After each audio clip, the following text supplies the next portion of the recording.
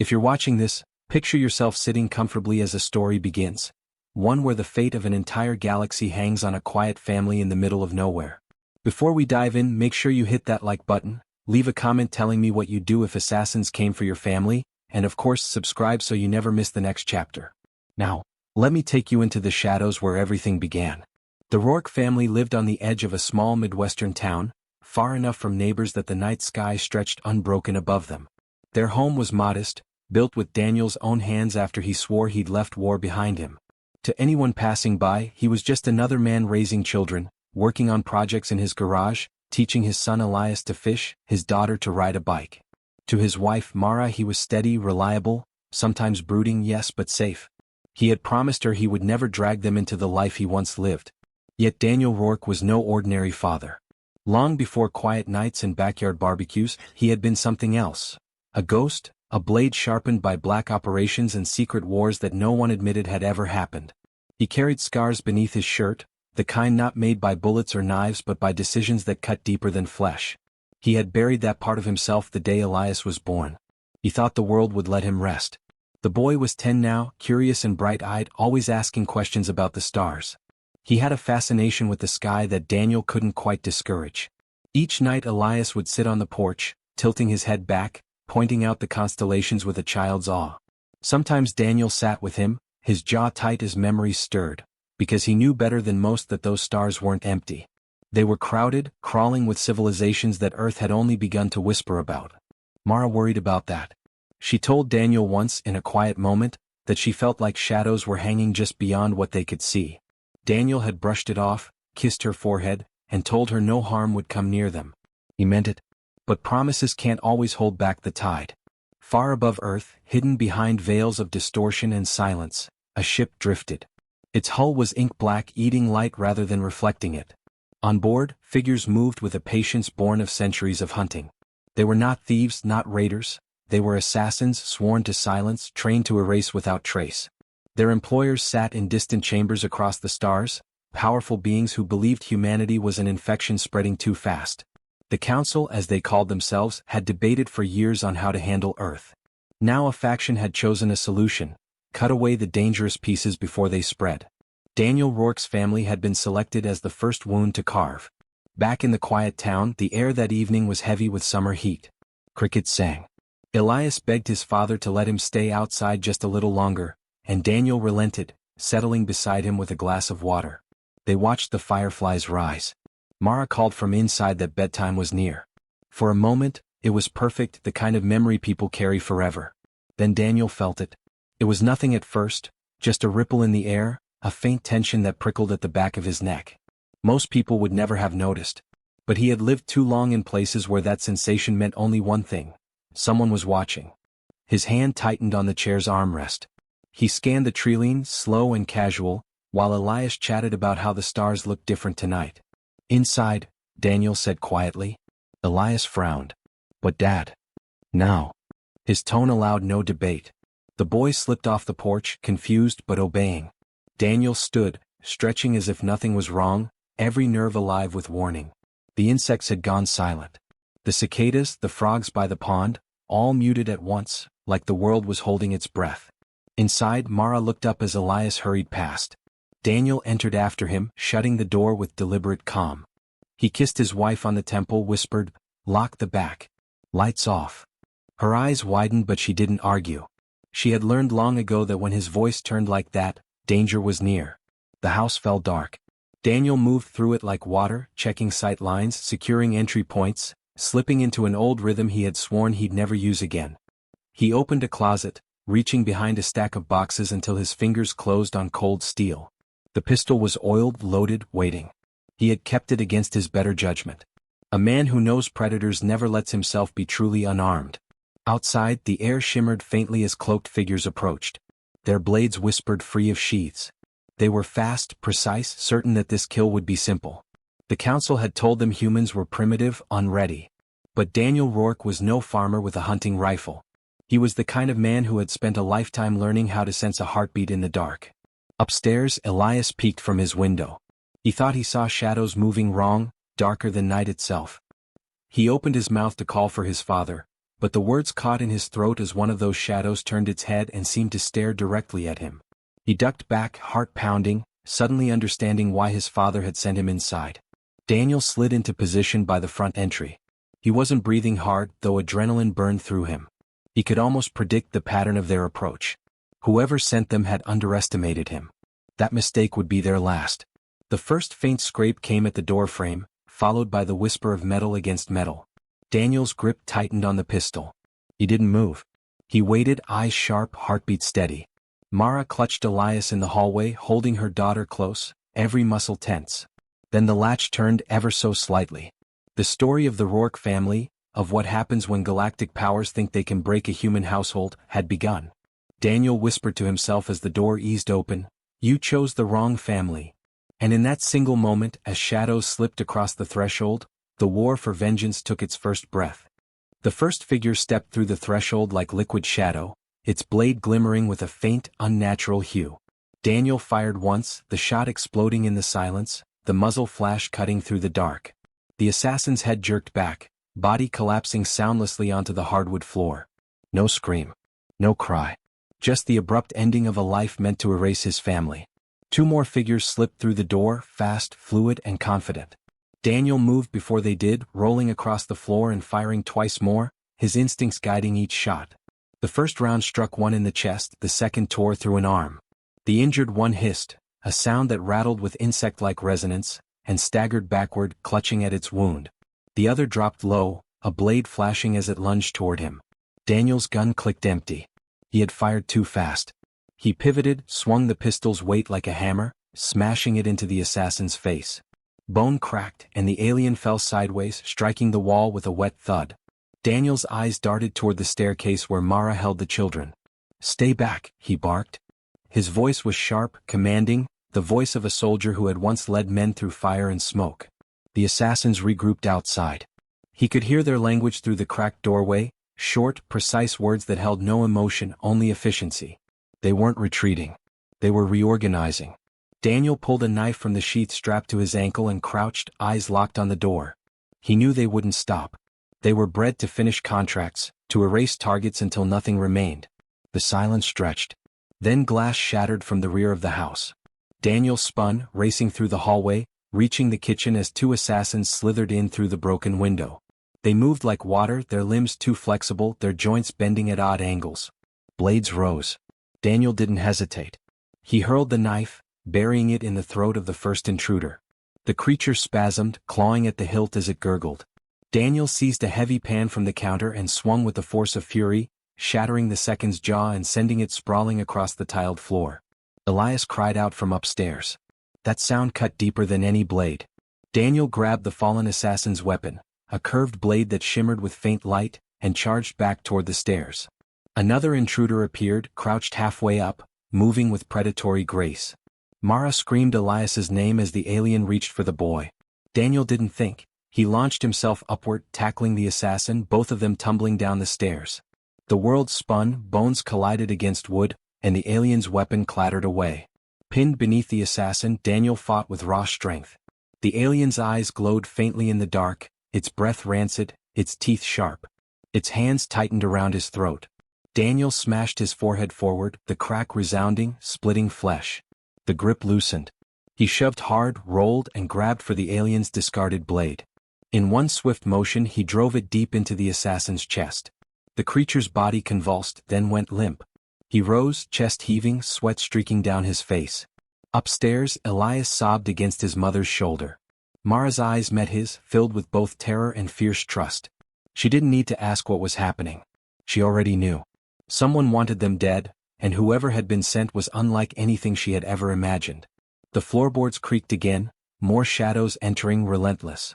Daniel's heart pounded, not with fear but with grim recognition. He couldn't kill them all this way. Not without help. Not without warning someone who could. But first he had to keep his family alive.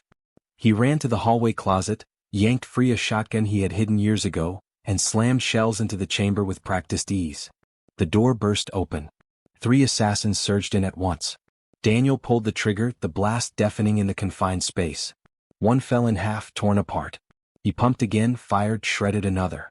The third closed the distance too fast, blade swinging. Daniel twisted aside, the edge searing across his arm, blood spilling. Pain surged through him, but he didn't let go. He smashed the shotgun stock into the assassin's temple, then jammed the barrel under its chin and fired. Silence. Acrid smoke filled the hallway. The bodies lay scattered, black blood seeping into the wood. Daniel lowered the weapon, breathing hard, scanning for more. For the first time in years, his body thrummed with the old rhythm, the rhythm of survival, of violence, of war.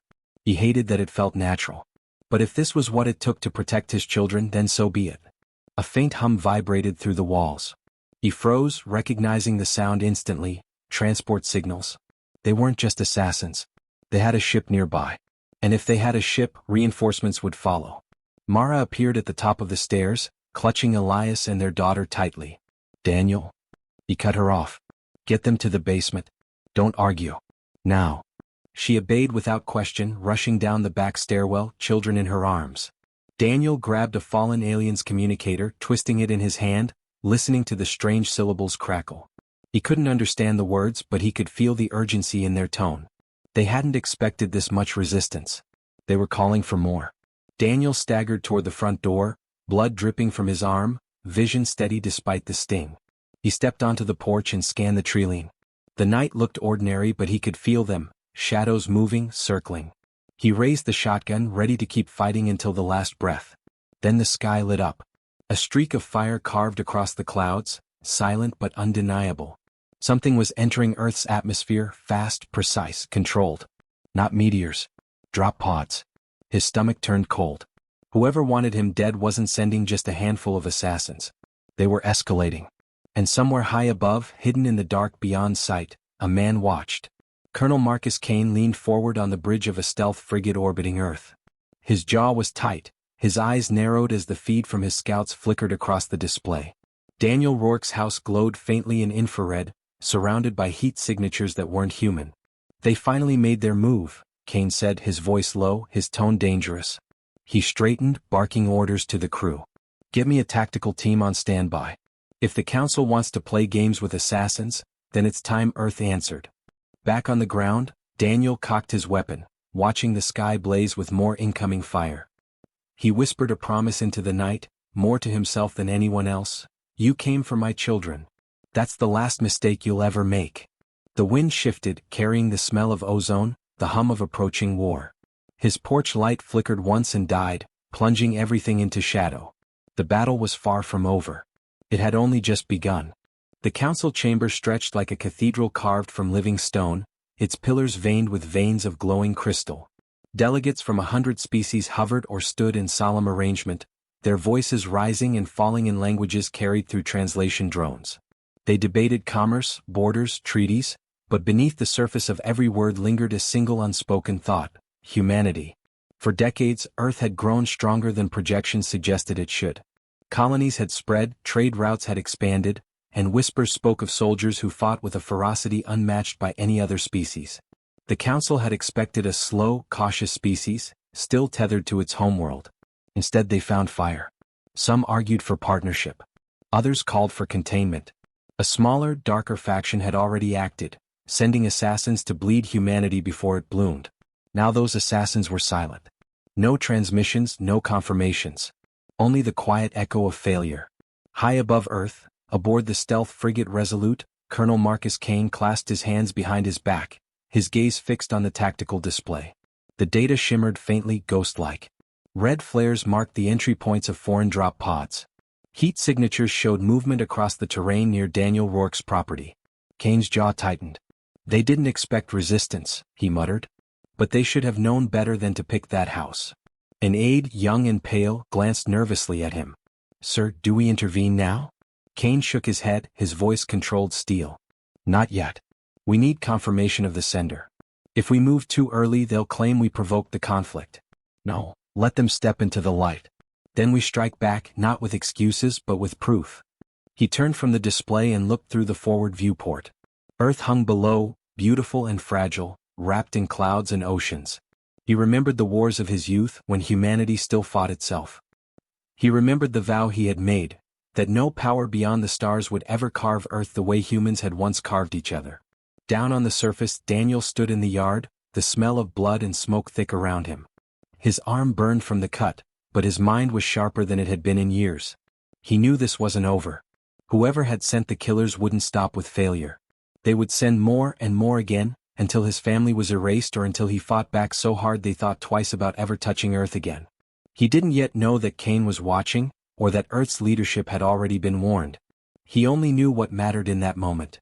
His children were alive, his wife was safe, and he would never allow that to change. The next morning never truly came.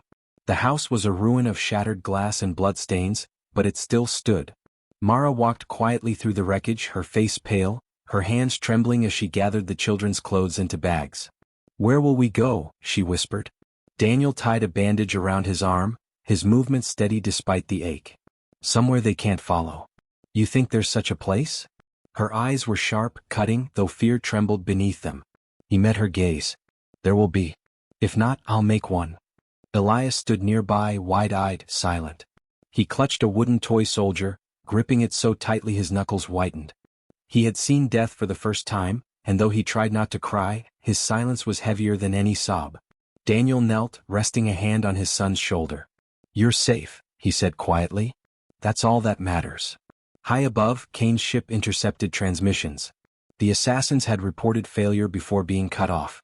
Their employers were furious, demanding explanations, rallying in the shadows of council politics. The evidence was clear. The strike had been sanctioned by certain counselors, men and women cloaked in authority who thought they could dirty their hands unseen. Cain sent the recordings directly to Earth Command. Within hours, a circle of leaders gathered in a secure chamber beneath the surface of the planet. The room was plain, its walls bare metal, but the weight of power inside it was immense. Generals, ministers, and directors leaned forward over the table as Cain's hologram flickered into life. "They came for one of ours," he said without preamble. His tone was flat, but the rage beneath it was palpable. Not a soldier on the battlefield. Not an operative in the field. A family. Civilians. The chamber grew silent. One of the leaders, an older woman with silver hair and eyes like stone, spoke first. "Do we have proof of council involvement?" Cain nodded. "Enough to tie it to a faction. Not the entire body. But factions rot the whole from the inside. If we don't respond, they'll keep trying until something breaks." Another voice, younger, less certain. "If we strike back openly, we risk war before we're ready." Cain leaned closer, his gaze cutting across them. "Ready? We've been ready since the first day we saw their ships in our skies. You've all seen the simulations. You know their strengths, but you also know ours. They think we're scattered, fragile, untested. They don't understand what we've built in the shadows." The room shifted. Tension thickened. The silver-haired leader finally nodded. "Then we act. Not with hesitation. With precision." Cain inclined his head. "Then Operation Retribution begins." The words carried weight like thunder. Orders rippled outward through encrypted channels, to silent fleets hidden in asteroid belts, to black sites buried beneath moons, to operatives waiting for the signal they had long expected. Humanity had not only prepared for first contact. It had prepared for the day someone tried to break it. Back on Earth, Daniel and his family were escorted quietly by a black transport to a secure location. Daniel said little, watching through tinted windows as trees gave way to fields, fields to mountains. Mara held the children close. Elias whispered, "Are they coming back?"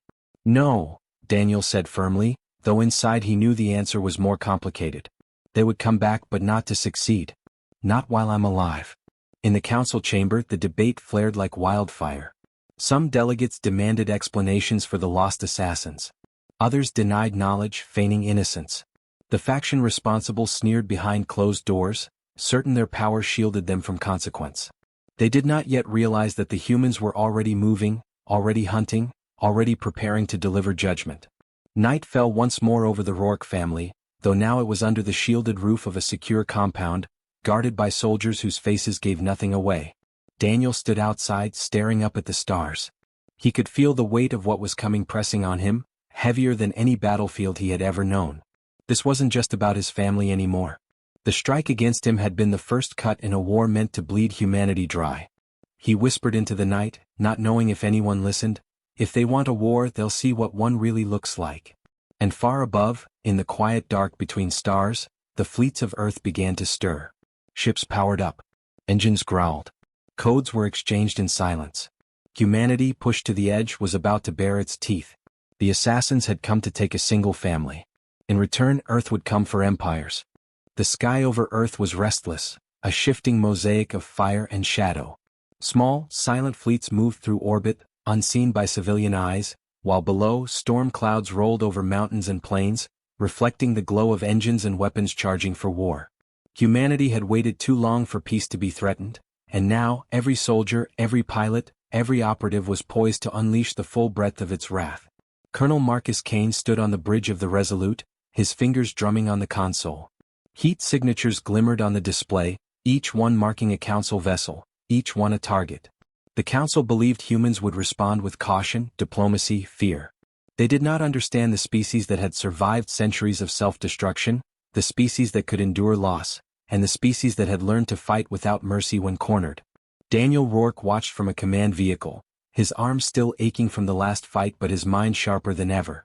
He had trained for this moment his entire life, even when he did not know what he was preparing for.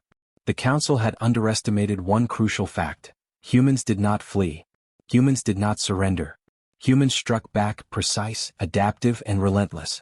The first engagement erupted in silence. Council ships had no warning until human craft moved like shadows between planets and asteroids, striking weak points with surgical precision. Explosions flared in orbit, fire blooming across alien hulls as missiles and railgun strikes found their marks. The Council forces had anticipated a frontal battle, a test of strength, but Earth fought like water, flowing around defenses, hitting from unexpected angles, vanishing before retaliation could land. Daniel's squad moved through the outskirts of a captured Council outpost on a moon near Jupiter.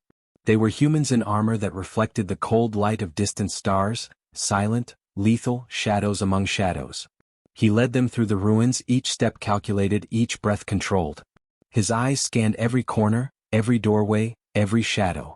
They were here for one purpose: the faction leader who had ordered the attack on his family. The Council had deployed elite hunters, creatures bred and trained to kill humans in numbers, but the hunters had not accounted for Daniel Rourke. Every alleyway, every corridor, every access hatch became a trap for the arrogant assassins. Daniel and his squad moved with uncanny efficiency, striking from multiple angles, striking without hesitation. A door burst open. He fired twice, the first hit disabling a blade arm, the second taking the hunter's legs out from under it. Another lunged from above. Daniel caught it by the shoulder, twisted, and drove it into a bulkhead. Silence followed, except for the wheeze of dying creatures. Above them, Earth's fleets pressed the advantage. Kane coordinated attacks with precision born from decades of command. Human ships, smaller but faster, flanked massive Council cruisers. Electronic countermeasures scrambled alien targeting systems, and drones flooded their networks, turning advanced technology into liabilities. Explosions lit the void, each one a statement. Humanity would not be broken, would not bow, would not flee. Daniel paused, listening to the comms. Kane's voice came through, calm and unyielding. Push forward. Take the outpost. Minimal casualties. Neutralize the target. Earth remembers those who strike at its own. They moved again, clearing corridors systematically. Daniel's squad worked like a single organism, a lethal entity bound by trust and shared purpose. An alarm echoed suddenly, a trap. Council reinforcements arrived, dozens of hunters converging from multiple directions. Daniel did not flinch. Hold the line, he commanded. Focus fire. Cover each other. Bullets, energy beams, and shards of debris tore through the room. Daniel ducked under a sweeping strike, grabbed a fallen hunter's weapon and fired point blank. Another aimed for his flank. He spun, delivering a brutal kick to the midsection, flipping the alien over a railing. One by one they fell, bodies crumpling beneath human efficiency. Finally they reached the inner chamber. The faction leader sat behind a console, a creature of arrogance, staring at them as if daring them to take the next step. Daniel entered first, weapon ready, eyes locked on the alien. Its voice, a sibilant mockery, filled the room. You cannot stop what is coming. Humanity is insignificant. Daniel's gaze did not waver. You underestimate us. That's your mistake. The fight was close, vicious, and swift. Daniel moved with both the training of a soldier and the desperation of a man protecting his family's memory. Blades clashed, sparks flew, and in the end the faction leader lay disarmed, restrained by human ingenuity rather than simple violence. Kane's tactical team arrived moments later, ensuring no reinforcements would intervene. Across the battlefield in orbit, Council command ships were failing. Their fleet formations broke apart as human pilots exploited every weakness. Kane's strategy was flawless: strike fast, strike precise, and leave the Council scrambling. Alien arrogance met human adaptability in ways that could not be anticipated, and the result was catastrophic for the aggressors. Daniel's squad secured the outpost. He checked his team, ensuring none were gravely wounded. His thoughts, however, returned to his family. Each victory, each kill, each tactical success was a step towards safety for Mara and the children. Every assassin he had faced, every ambush he had countered, reinforced the truth he had always known: humanity fought with an intensity that could not be measured, only experienced. Kane contacted Daniel via secure channel. Target secured. The rest of the fleet is moving to clean up. You did well. Daniel wiped blood from his arm, his eyes scanning the horizon. We're not done. This was only the beginning. They'll try again. They always do. But next time we'll be ready before they ever arrive. The moon's surface was quiet now, littered with the bodies of the fallen. Daniel looked at the horizon, the first light of distant suns glinting off armor and weaponry. The human forces were relentless, and the Council's forces were scattered, unprepared for the ferocity of those they had underestimated. In orbit, Kane issued final orders for the operation. Human ships converged on the remaining Council strongholds, targeting communications, supply lines, and strategic positions. Every maneuver was calculated, executed with precision, and deadly in effect.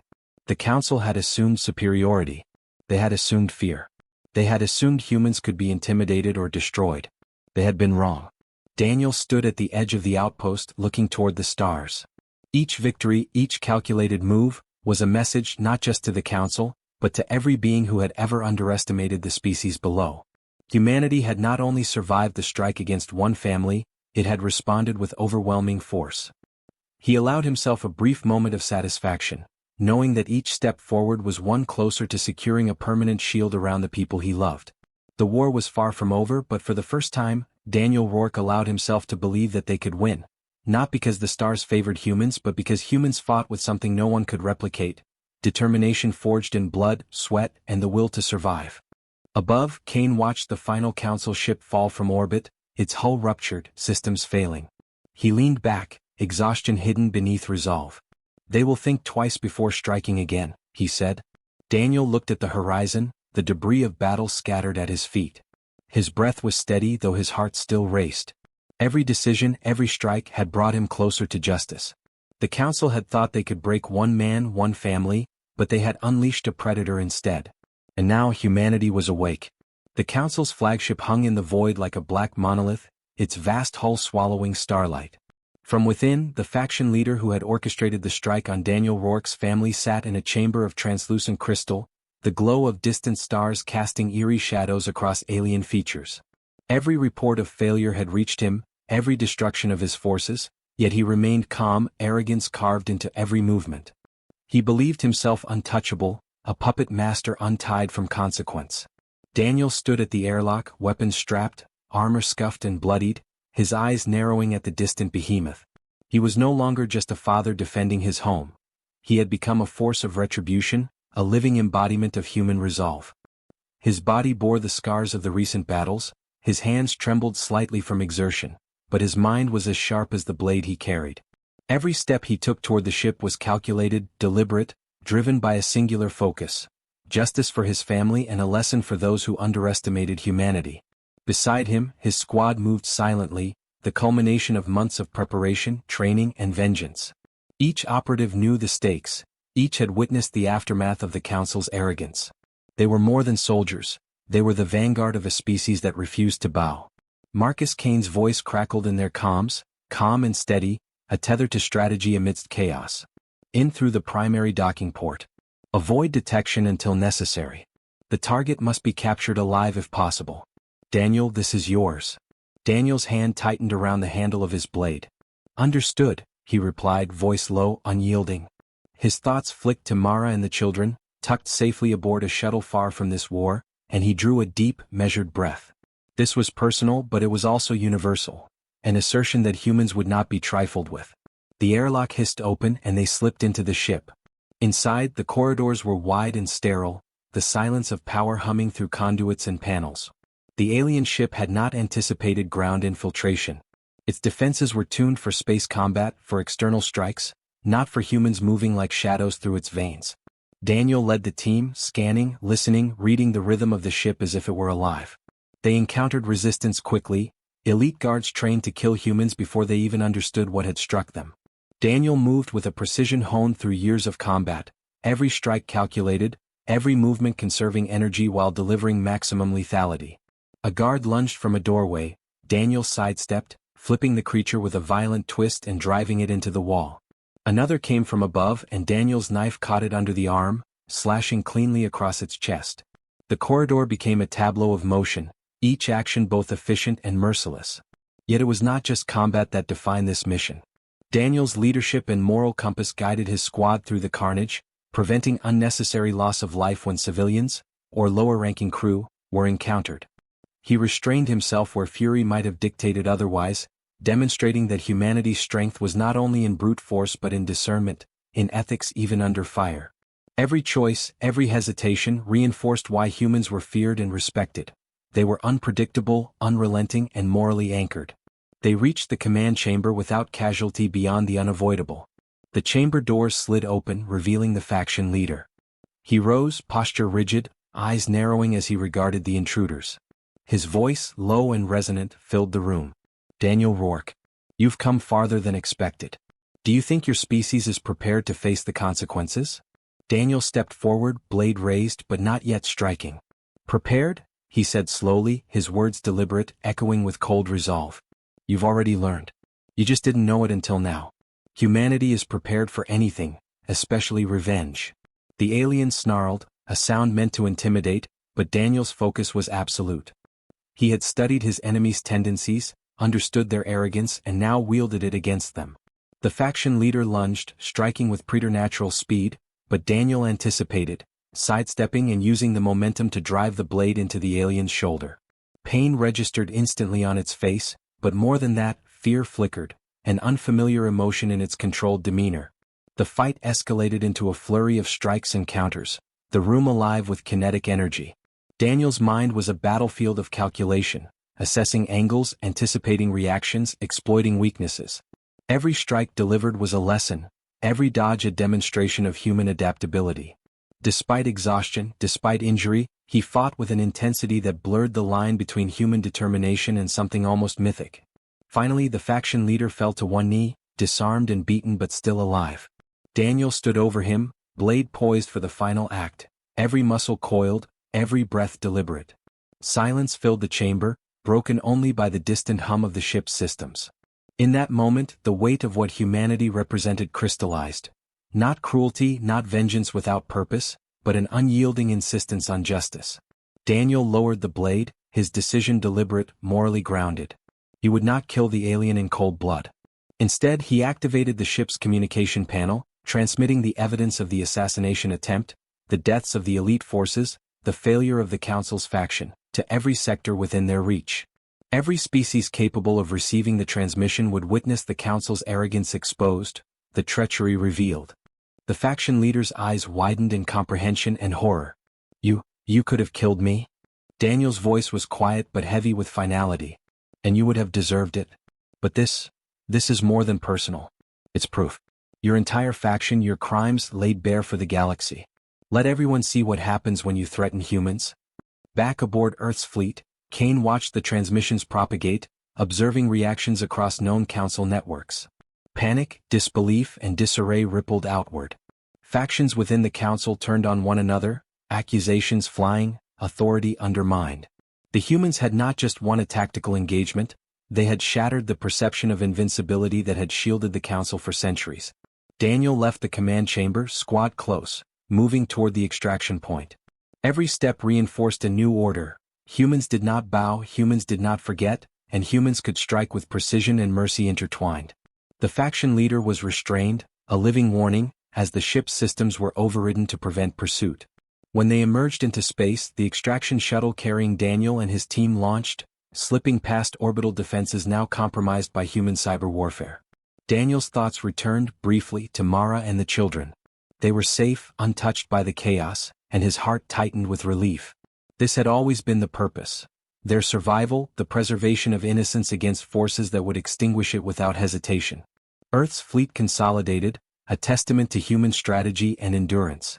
Kane addressed his forces, his voice carried over encrypted channels to every operative, every soldier, every pilot. Today we have done more than protect one family. We have reminded the galaxy that humanity is a force not to be underestimated. The Council misjudged us. Let that never happen again. Daniel looked out at the stars, vast and indifferent, and felt the weight of history settling on his shoulders. Humanity had survived an attack that should have broken them. Humanity had struck back and emerged stronger, wiser, more formidable. And in that crucible, Daniel had found a new purpose, not only as a father, not only as a warrior, but as a symbol of what his species could endure and achieve when faced with annihilation. Back on Earth, Mara greeted them as the shuttle touched down, Elias running to his father, the children safe and unharmed. Daniel knelt, embracing them, the adrenaline finally giving way to quiet relief.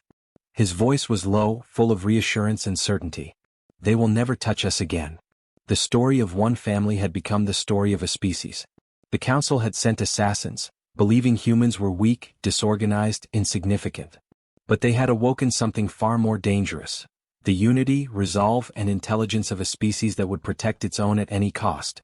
As Daniel looked at the horizon, the stars shining brighter than ever, he understood something profoundly simple and terrifying to any who might threaten humanity again. When you strike one of us, you answer to all of us. In that moment, the galaxy learned the truth. Humans were not prey. They were predators. And the predators were awake.